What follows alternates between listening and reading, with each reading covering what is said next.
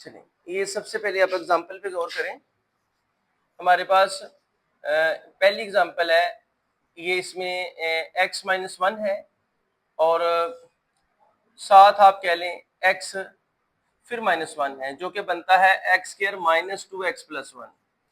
और दूसरी एक्सप्रेशन है x² -1।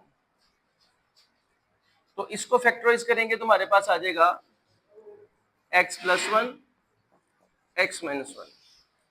अब समझना हमने ये है कि ये आपको या इस तरीके से आप लिख लें, जैसे ये फैक्टराइज फॉर्म है, इस इधर फैक्टराइज फॉर्म लिखें x + 1 × x -1, ये होता है x² -1।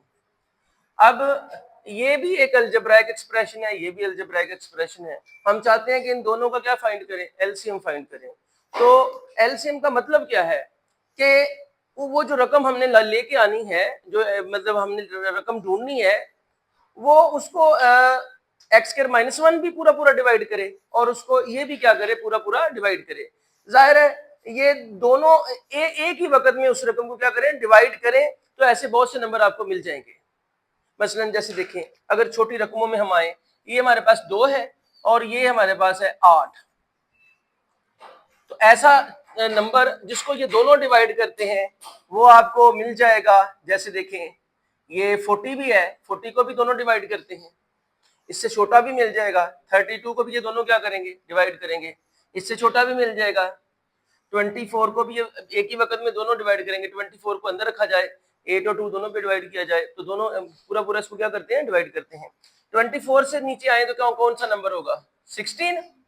16 से नीचे आए तो 8, 8 से नीचे आए तो सपोज जैसे 2 है, वो 8 से नीचे 6 को डिवाइड करता है, लेकिन 6 8 ही नहीं उसको डिवाइड करेगा। समझ रहे हैं बात को? तो यहाँ बहुत से नंबर हैं जिनको 2 और 8 एक ही वक्त में क्या है, वो नंबर जिनको 8 भी डिवाइड कर रहा हो, 2 भी, वो ये सारे के सारे आपके वो बड़े वाले नंबर, जो बड़े वाले नंबर से एलसीएम छोटा नहीं होगा, क्योंकि बड़े वाला जो नंबर है उससे कोई भी जो छोटा नंबर आ जाएगा वो बड़ा नंबर उसको डिवाइड नहीं करेगा। तो एलसीएम हमेशा बड़े नंबर से क्या होगा, बड़ा ही होगा या उसके बराबर होगा। सही है। अब हमारा मतलब क्या है कि हमने एलसीएम को डिफाइन करना है, तो कैसे करना, ये सारे नंबरों को दोनों डिवाइड कर रहे हैं, इनमें से लीस्ट कौन सा है, इनमें से लीस्ट का मतलब या स्मॉलेस्ट कौन सा है, ये कह रहे हैं। सबसे छोटा नंबर जिसको ये दोनों डिवाइड करें कौन सा है, 8 है। तो 8 ही फिर इनका क्या होगा, एलसीएम। ऐसे ही हम इन दोनों का एलसीएम निकालने जा रहे हैं, तो हमें क्या फाइंड करना है, हमें पहले नंबर पे तो ये फाइंड करना है कि ये दोनों उसको क्या कर रहे हो, डिवाइड कर रहे हो। और फिर अगली बात ये हो कि अब इससे कोई छोटा नंबर नहीं है जिसको ये दोनों डिवाइड कर रहे हैं, ये आखिरी छोटा नंबर है जिसको ये दोनों क्या कर रहे हैं, डिवाइड कर रहे हैं। तो ये होता है एलसीएम। एलसीएम क्या चीज है, ये स्मॉलेस्ट नंबर होता है। क्या होता है, स्मॉलेस्ट नंबर, जिसको दिए गए जो अलजेब्राइक एक्सप्रेशन है उनमें से हर एक क्या कर रहा होता है, पूरा पूरा डिवाइड कर रहा हो। पहले नंबर पे क्या, स्मॉलेस्ट नंबर, और दूसरे नंबर पे क्या, जिनका हम एलसीएम निकालना चाहते हैं वो हर जो अलजेब्राइक एक्सप्रेशन है वो उसको पूरा पूरा क्या करे, डिवाइड करे। तो हमने इसको यही डिफाइन किया है, the LCM of 2 or more algebraic expressions is the smallest expression that is exactly divisible by each of given, या which is लिख सकते हैं, that की जगह आप क्या यूज कर सकते हैं यहाँ पे, which is exactly divisible by each of a given expression। दो या दो से ज्यादा अलजेब्राइक एक्सप्रेशन का जो एलसीएम है इज द स्मॉलेस्ट एक्सप्रेशन, वो एक छोटा एक्सप्रेशन होगा, सबसे छोटा। स्मॉल छोटा, स्मॉलर ज्यादा छोटा, और स्मॉलेस्ट सबसे छोटा। ठीक है, तो ये स्मॉलेस्ट एक्सप्रेशन होगा, इसका मतलब इससे कोई छोटा एक्सप्रेशन आपको नहीं मिलेगा। कौन से वाला, विच इज एग्जैक्टली डिविजिबल, जो कि पूरा पूरा तकसीम हो किन पर, by each of the given expressions, यहाँ ऐसे डाल दें। ठीक है, वो दी गई जुमलों में से हर एक पर, दिए गए जुमलों में से हर एक पर वो क्या हो, पूरा पूरा डिवाइड हो। ठीक है, अब इसका एक क्वेश्चन करें पहले नंबर पे।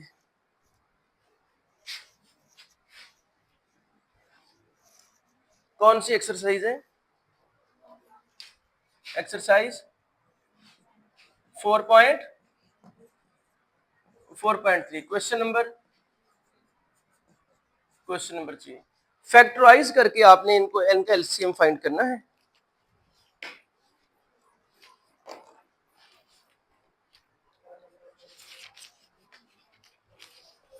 चलें जी, 2a स्क्वायर फर्स्ट पार्ट है इसका, 2a स्क्वायर b, इसको बाद में करते हैं, पहले सारी की सारी रकमें लिख लें यहाँ पे, 4ab2 और लास्ट पे है 6ab। ये टर्म जो सारी सही है, बस ये देख लो, ठीक है। चलें देखिए फिर जरा इधर, इसको कैसे फैक्टराइज करेंगे, ये 2 ऑलरेडी प्राइम नंबर है, तो a स्क्वायर को आप लिख सकते हैं ऐसे, मल्टीप्लीकेशन में लिख दें a multiplied by a multiplied by b। इसी तरीके से 4 की प्राइम फैक्टराइजेशन करें, क्या आएगा, 2 मल्टीप्लाइड बाई 2, और ये a साथ वो भी मल्टीप्लीकेशन में, b 2 बार आ जाएगा, b क्रॉस b।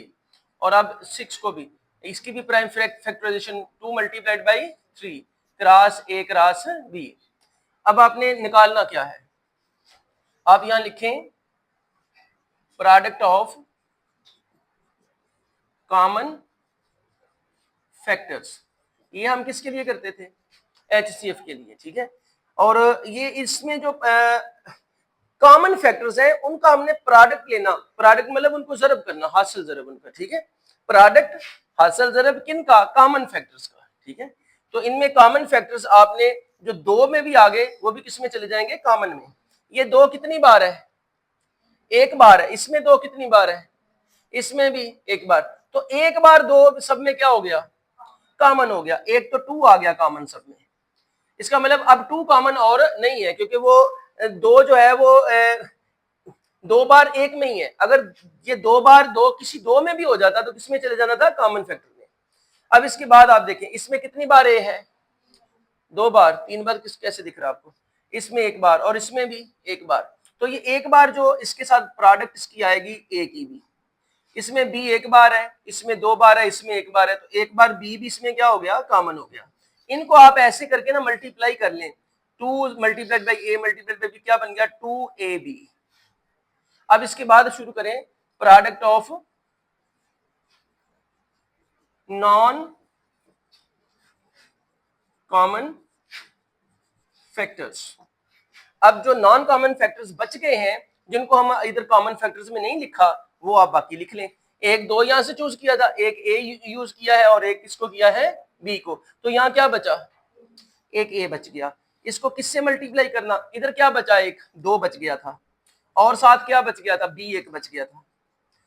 इसमें क्या बचा, एक 3 बच गया और साथ कुछ नहीं बचा, a और b दोनों यूज कर लिए गए थे, ठीक है। क्रॉस क्या हो गया, 3, और इनको अब मल्टीप्लाई कर लें, 3 2 बार 6, a को b से जरब क्या हो गया, ab। अभी हमने क्या निकाल लिया, प्रोडक्ट ऑफ कॉमन फैक्टर्स भी निकाल लिया है, multiplied by product of non common factors भी निकाल लिया है। अब इसका आंसर में आप लिखेंगे देयरफॉर LCM बराबर किसके आएगा, बराबर जरा इस तरीके से लिख लें, प्रोडक्ट ऑफ कॉमन फैक्टर्स, यहां मल्टीप्लीकेशन का साइन डाल लें, multiplied by product of non common factors. ये LCM product of common factors का आंसर निकला है 2ab, multiplied by product of non common factors है 6ab, और जब इनको हम मल्टीप्लाई करेंगे तो क्या आंसर आ गया, 6 2 बार 12, ए 1 पावर और एक कितनी हो गई, 2। इस तरीके से बी की भी कितनी पावर हो गई, 2। ये रहा इसका आंसर। क्लियर हो गया जी, ठीक है।